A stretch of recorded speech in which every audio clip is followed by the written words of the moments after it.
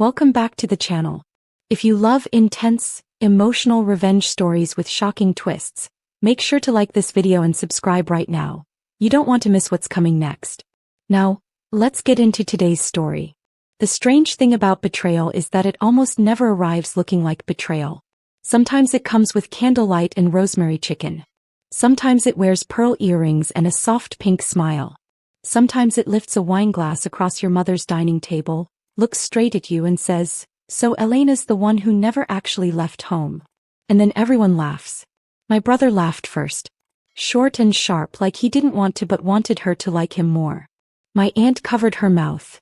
My mother looked down at her plate, smiling in that tired, embarrassed way people do when they know something is cruel but don't want to be the one to ruin the mood. I remember the exact sound of the fork slipping from my fingers and touching the china. 7:14 on a Sunday night. Rain tapping the windows. The smell of butter going cold. What none of them knew was that there was a manila folder in my tote bag beside my chair. Inside it was a copy of the deed to that house. I had been planning to tell them after dessert. After she made that joke, I decided to wait. Because when people believe you have no power, they stop hiding what they really are. I was 14 when my father started calling me his steady one. My brother, Daniel, was 9 and still small enough to fall asleep in the backseat with his mouth open. Mom worked evenings at the clinic then and Dad drove delivery trucks 6 days a week. We weren't poor enough for pity, but we were always one bad month away from fear. When Dad had his first stroke, I learned how fast a daughter can stop being a child. I learned hospital codes and insurance terms before I learned how to drive on the freeway. I learned how to heat canned soup without burning it, how to stretch $38 into a week of groceries, how to tell a little boy that everything would be okay when I had no idea if it would. Daniel cried the night Dad came home half himself. He was standing in the kitchen in dinosaur pajamas, rubbing one eye, asking why Dad's smile looked crooked. I knelt down and told him, "He's still Dad. We're just going to love him a little harder now." And I meant it. I postponed college for a year. Then another. Then Dad got worse, Mom got tired, and Daniel got older. Years pass very quietly when they pass in service to someone else. One day you're filling out scholarship forms. The next you're signing hospital paperwork and paying your brother's community college deposit because he got in and he was so excited he could barely breathe. I didn't resent him then. That's important. I loved him in the purest way I knew how. Even after Dad died, even after the bills swallowed us whole, even after I started freelancing late into the night from the little room at the end of the hall just to keep the lights on, I still thought of Daniel as the boy in dinosaur pajamas. That was probably my first mistake. Our house sat at the end of a quiet street lined with sycamores that dropped bark in curling strips. Old blue shutters. A porch swing Dad built himself. The upstairs bathroom door never shut right unless you lifted it a little. Every Sunday Mom insisted on a family dinner, even when it was just me and her and the local news talking too loud in the background. Daniel came and went for years. Jobs in sales. Half-finished business ideas. Long stretches of silence followed by sudden, affectionate returns. He had that kind of charm people confuse with goodness. He remembered birthdays, brought flowers when he was late, hugged with both arms. It made people forgive him before he asked. Then he met Chloe. She entered our lives like she'd been sent by central casting. Cream coat.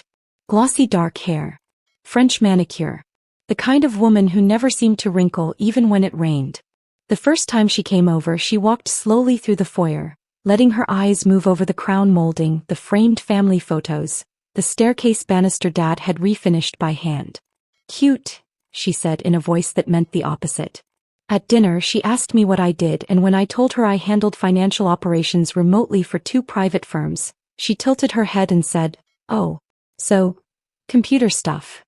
Daniel laughed like she'd said something clever. After that, I started noticing little things.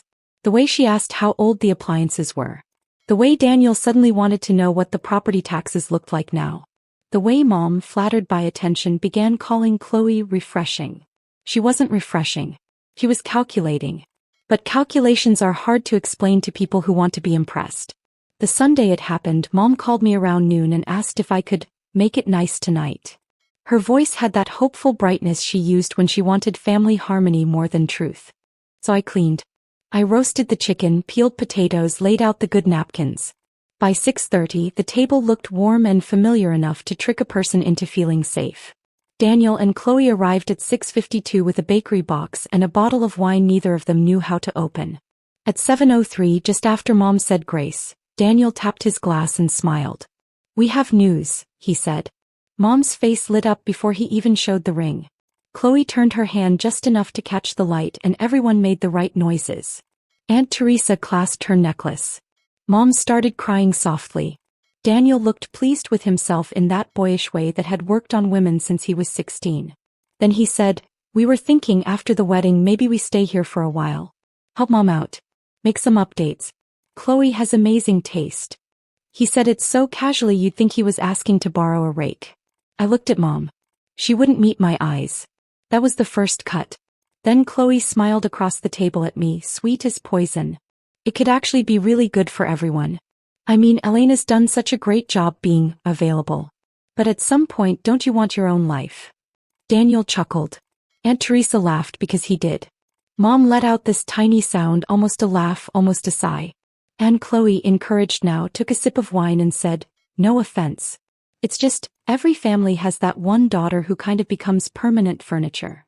This time Daniel laughed out loud. I can still hear it. I sat there holding my water glass so carefully it felt like I was holding my own pulse. No one defended me. Not even out of politeness. Not even with the weak little Chloe people use when they want credit for drawing a line without actually drawing one. Mom finally looked up and said, "She doesn't mean it badly." That was the second cut. I smiled. Not because I was okay. Because I understood something all at once. This dinner wasn't an announcement. It was an inspection. And I was the obstacle they had already discussed removing. So I nodded and asked Chloe if she wanted more potatoes. She blinked, maybe disappointed that I didn't break on command. "Sure," she said. The rest of dinner moved like a dream I didn't want. Daniel talked about opening up the kitchen wall. Chloe mentioned turning my office into a nursery, eventually. Mom kept dabbing the corners of her mouth with her napkin. My aunt asked about centerpiece colors like we were planning a coronation. At 8:11, Daniel stepped onto the back porch to take a call. Chloe followed him 2 minutes later, heels clicking across the hardwood. I was carrying plates to the sink when I heard her through the cracked screen door. "So she really still thinks this is her house?" she said. Daniel laughed, lower this time. "She'll get over it. Mom won't say no to me. And if the sister gets difficult? She won't. Elena's all duty. No backbone. There are moments when your whole life rearranges itself in a single breath. That was mine. Not because Chloe was cruel. Cruelty from strangers is cheap. It was Daniel. The boy I raised. The boy whose tuition I paid in installments so small the bank teller used to look embarrassed for me. The boy who once called me from a highway rest stop at 19 because he'd run out of gas and was scared and I drove an hour at midnight without telling Mom because I didn't want him to feel ashamed. No backbone. I set the plates down very carefully. Then I dried my hands, went to my room and took the folder out of my tote.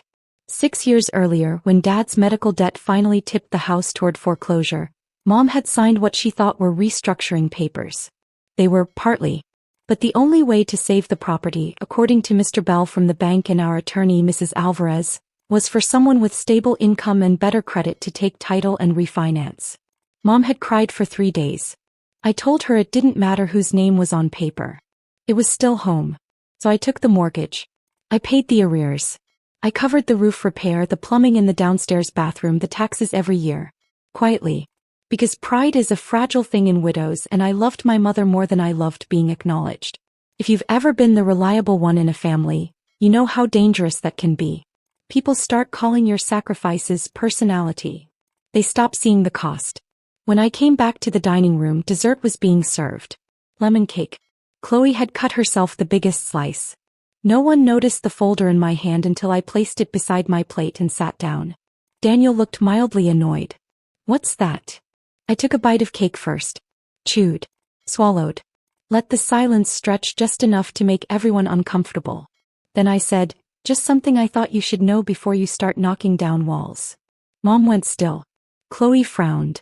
I opened the folder and slid the deed across the table until it stopped in front of Daniel's hand. He looked at the first page, then the second, then back at me as if the words might change if he blinked hard enough. "What is this?" he asked. "Our house," I said softly. "Legally speaking, mine." No one laughed. Not Aunt Teresa. Not Daniel. Not Chloe, whose face had gone so blank it almost looked elegant. Mom whispered my name. I turned to her, and that was the hardest part. I never told him because I didn't think I had to. Daniel pushed the paper back like it might burn him. That can't be right. It is, I said. Mrs. Alvarez can confirm it. So can the county records. I paid off Dad's debt. I refinanced.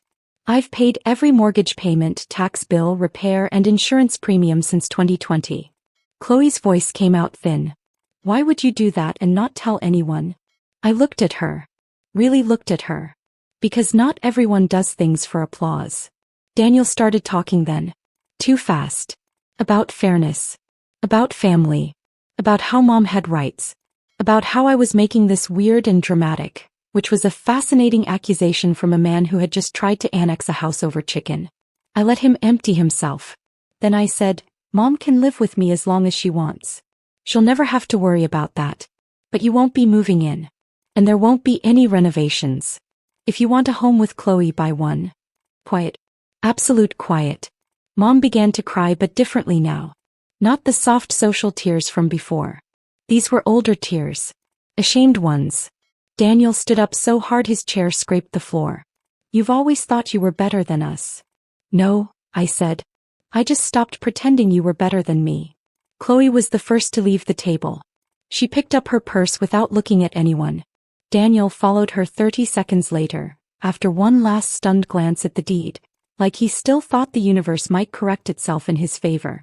The front door shut. The house exhaled. 3 weeks later, Daniel called asking if we could move past the misunderstanding. He sounded tired. Chloe, it turned out, had liked the idea of a family house more than the reality of a man who couldn't provide one. Their engagement ended before the florist's deposit became non-refundable. I didn't celebrate. Quiet justice rarely needs confetti. Mom apologized one Tuesday morning while I was slicing peaches in the kitchen. She said, I got used to leaning on you so much that I forgot to protect you. I put the knife down because my hands had started shaking. That was the apology I had needed. Not perfect, but true. I moved her into a smaller place with a sunroom and fewer stairs that winter. He loves it there. There are geraniums on the windowsill and a cardigan over every chair. The old house sold to a couple with 2 little girls who raced down the hallway in socks. I like that better than what Daniel had planned for it. He still texts on holidays. Sometimes I answer. Sometimes I don't. Because the last thing I learned is this. Love without respect is just slow grief. And if you've ever been the one they underestimated, the one they laughed at because your strength was quiet, don't rush to explain yourself. Let people reveal their hearts. Then answer with facts, with boundaries, with the kind of silence that cannot be mistaken for weakness again. That night they laughed at me over dinner. By the end of it, all I had to do was show them a piece of paper. If this story sits somewhere tender in you, hold on to that feeling. It may be the warning you need. Some betrayals don't destroy you. They introduce you to yourself.